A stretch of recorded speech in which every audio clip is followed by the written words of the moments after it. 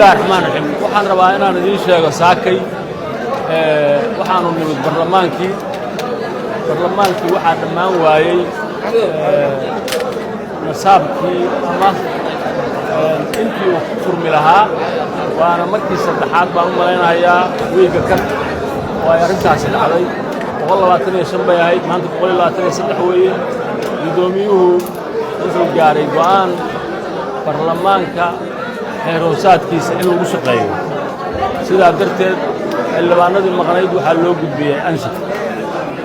guddiga anshaxa loo gudbiyey wixii xeeroosaadku sheegahayo oo ciqaaba ama casiraad maaya casiraada ayaa lagu qaadi doonaa anigu waxaan la jiraa go'aanka guddoonka sababtu waxa weeye barlamaankan wuxuu wakiil ka yahay shacbiga Soomaaliyeed oo dhan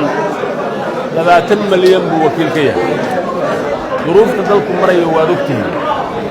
in shacbiga Soomaaliyeed mushahar laga qaato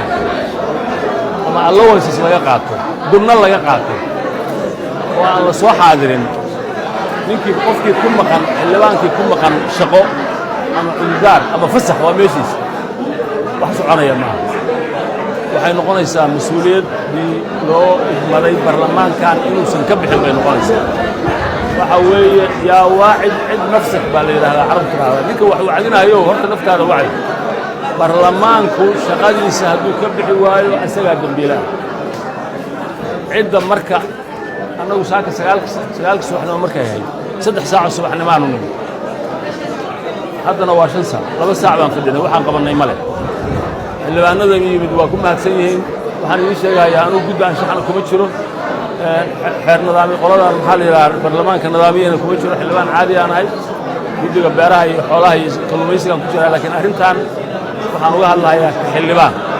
mas-uuliyadda iyadu waxa weeye xaaladda tan dalku marayo inaannu nimaadno maalin kasta oo ku nimaadno tiro buuxda oo go'aammada iyo hawsha dalka ka qayb qaadanno oo haddii alla kuu ron yahay shuruucda ansixinno oo dawladda aan la xisaabtanno dabagallo iyo hay-adaha kale haddii intaa la samayn waayo waxaannu baaqsannay wixii aannu ummadda Soomaaliyeed ku ballanqaadnay oo ay noo idmatay sidaa awgeed waxaan ku raacsanahay in xeeroosaadku siduu yahay loo fuliyo xildhibaankii iman waayo oo aan fasax ahayna lagu qaado xeerka annagaa saxiixan aad iyo aad baa